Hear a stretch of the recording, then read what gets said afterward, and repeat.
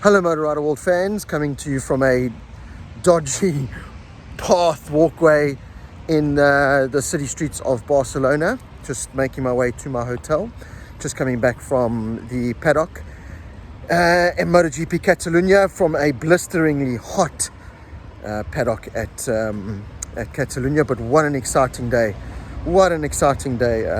so much stuff happened in the paddock today, Saturday at Mugello MotoGP. Of course, it was qualifying for the big day, Sunday race day.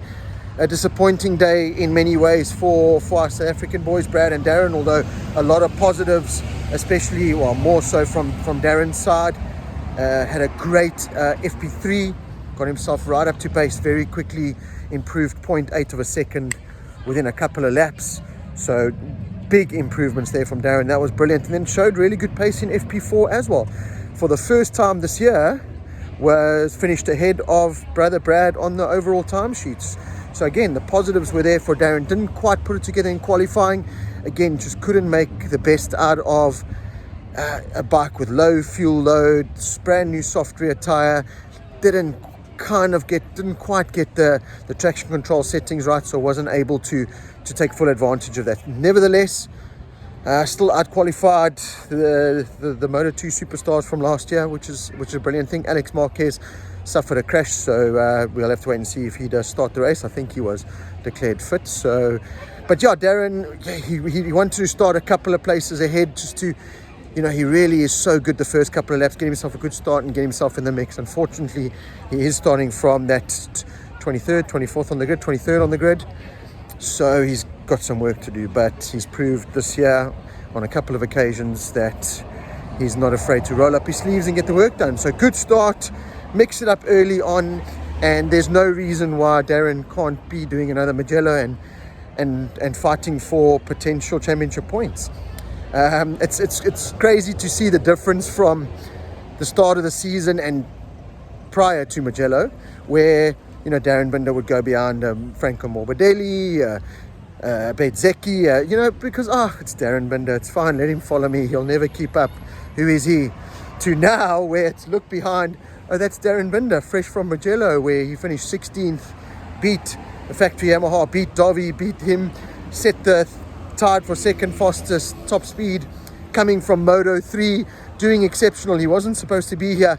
I'm not going to let you follow me anymore. So a lot more respect in some ways if you look at it, because now they look back and they don't look at this, you shouldn't be here, try and stick with me if you can. They look back and they see this, tip of the hat, you're a MotoGP rider and I'm not going to let you follow me, because you can follow me and you can out-qualify me. So good way to look at it, and a bad way, because it's unfortunate that he can't, just get that free toe anymore. But in a good way, they look at him now as a serious threat. So I really enjoyed that. And it was great to see Darren's progress. A couple of times in FP4, a couple of red helmets popped up in Sector 1. So it looks really good in Sector 1, the more fast-flowing sector. Still under the hard-braking stuff, seems to be battling a little bit. Like I said, didn't go the right way with traction control settings, but they've got a plan. It's going to be the biggest choice for all the riders now for tomorrow is tire choice. It's about, speaking to Brad and Darren, it's about whoever can make the tires work best. I was in Gresini Ducati entertaining the pole position and the Gresini guests, and we had Manuel Pacino, world famous journalist, who unfortunately is hanging up his media pass at the end of the season.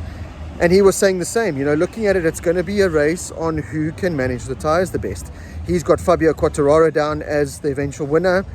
Can't really argue with him too much in that, because Quartararo is good with tires. If you cast your mind back to Catalunya last year, where he was running away with the race before his zip opened, and we all know what happened after that. He got the penalty and he had to kind of just slow his pace down and didn't win the race. But Manuel was saying that Catalunya is the toughest race when it comes to overall grip on the track, on the calendar. And I could see it today, watching the bikes on the side of the track, just a lot of movement, a lot of spin, not a lot of traction out there, which plays into Brad's favor a little bit more on the KTM. I'll talk about him now, but generally, Manuel was just painting this picture of Sunday race is going to be very, very difficult. It's going to be who's going to maintain and manage those tires, who's going to make the right tire choice. So Fabio's looking good. Pecco's another one looking good. He's got Zarco down for a potential podium as well. Don't count out Enea Bastianini, although he's got a terrible starting position. Fabio Di Gianantonio shows you what how these riders just feed off confidence after his pole position in Mugello. Top 5 for him again today. So yeah, he's looking really good. But to close off with Darren, yeah, good start. Try and get in the mix and get himself in the fight for some championship points. So fingers crossed, have a good warm-up in the morning. Just sort things out. Darren was battling a little bit with a left arm injury. That seems to have been sorted out. Went for a nice massage. We did some adjustments to his leathers, and he's now raring to go, ready to fight on Sunday. On the other side, our Brad Binder, not a good day for Brad. Crashed in FP3, crashed in FP4, and in Q1 just put a good lap together, looked like he was going to go through, and then got bumped out, and he missed out by 0.008 of a second or something ridiculous. But so not the starting point he wanted. 15th, one better than Mugello, where he was 16th. Had a great start there, and we all know what happened there. Got up to 7th place. So let's hope Brad can do that again, get a good start. Doesn't quite reflect the pace and how comfortable Brad was actually feeling. Speaking to him afterwards with the qualifying, that the problem is starting there, that he's worried about is, you know, it's all about, I said, tyre conservation and managing tyres. Starting from 15th on the grid, he's going to have to push early on and maybe use a little bit too much tyre, more tyre than he would like to make those passes, which might halt him and come back to haunt him later on in the race. But we know Brad. He wakes up on Sunday, he just switches that switch on, and anything is possible with Brad on Sunday. So let's see what he can pull off. Hopefully he can get in that mix for top 10 certainly, and hopefully a top 5 depending on the start. It is chaotic into Catalunya turn 1, 2 and 3. From the TV it kind of looks a little bit more fast flowing than it is looking at it in real life. It really is start stop. The other big problem with Catalunya is you're on the right hand side of the tyre for so long before you flick it onto the left hand tyre, so you've got to be very cautious on the left hand side of the tyre. If guys have to go for a hard front, that's going to take longer to heat up, although they are running this asymmetrical tyre where it's slightly softer on the one side. But there's so much that they've got to take into consideration. It's what tyre to choose, how to manage it, and. So it's going to be a very entertaining race. It really, really is. And then hearing some information from Manuel in that kind of guest talk that he did, some real entertaining stuff. He was speaking about the 2024 VR46 team will definitely be with Yamaha. So next year Yamaha will have kind of a year off when it comes to their satellite team. They won't be running any satellite bikes, so there'll only be 2 Yamahas on the grid for 2023. But 2024, it's almost 100% confirmed that Rossi will be, VR46 will be running the satellite Yamaha team. With which riders we don't know. It looks like Begzeki and Marini are staying put for 2023 in the VR46 Ducati team. And then yeah, he was speaking about a lot of the other rumors and where riders could go. And he's got some interesting notes that he brought up. He was saying that Joan Mir, it was supposed to be announced at this race that Joan Mir was going to Repsol Honda. He seems to think things have changed. He said Joan Mir is looking a bit deflated, a little bit, defocused kind of thing. Everything that's happening with Suzuki, they haven't finished any of the races since they made the announcement that they're pulling out, which is basically 2 races, Le Mans and Mugello, which is very unlike Joan Mir. Certainly Alex Rins, we know he's customary to a crash or 2, but it looks like that Joan Mir to Repsol Honda might be put on ice, or things might have changed as they do in modern day MotoGP. Alex Rins, Pol Espargaro are the 2 big names, kind of question marks behind them. Pol Espargaro looks like he could be going potentially to Tech 3 KTM to replace Raul Fernandez, who looks like he's on his way to one of the seats on RNF Aprilia. The other seat is still a big question mark. Could it be Alex Rins? Could it be Darren Binder? Could it be Joan Mir? Could it be Salvadori? There's a lot of rumors about a lot of riders going there, so we're gonna have to wait and see what happens there.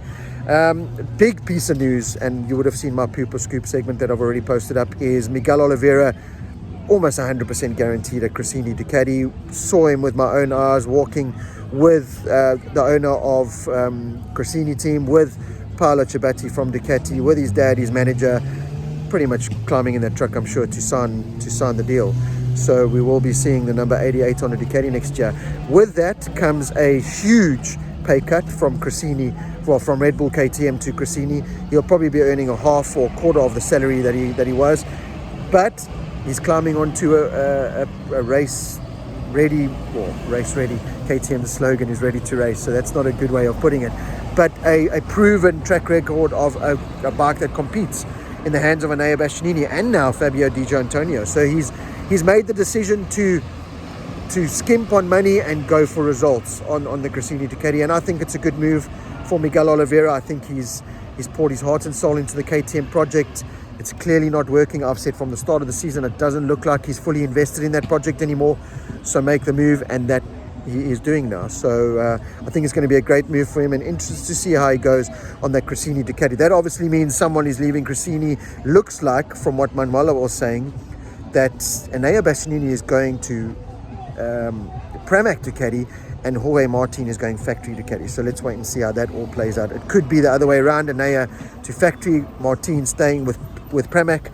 There's even talks that Jorge Martin could be a potential target for Repsol Honda if the Marc Marquez news doesn't go well, or the operation has come out and they've said it's gone well, but they could be keeping him as a substitute to the last minute to find out how Mark is before he signs the Pramac deal. So question marks there as well. Looks like Alex Marquez is going to stay put with LCR Honda. Looks like Taka Nakagami is going to stay put as well.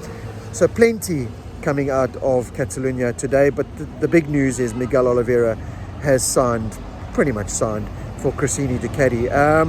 Yeah, so interesting times. Great to pull some information from Manuel. I'll be doing another whole video just related on what he spoke about. He spoke about, the dire situation of where MotoGP is, the lack of fans in Mugello, who's going to replace VR46, what MotoGP and Dorna are doing behind the scenes. It was really so informative, and I'll try and just bring you as much of that information as I possibly can through the next video. But yeah, and a great entertaining day at Catalunya on this Saturday.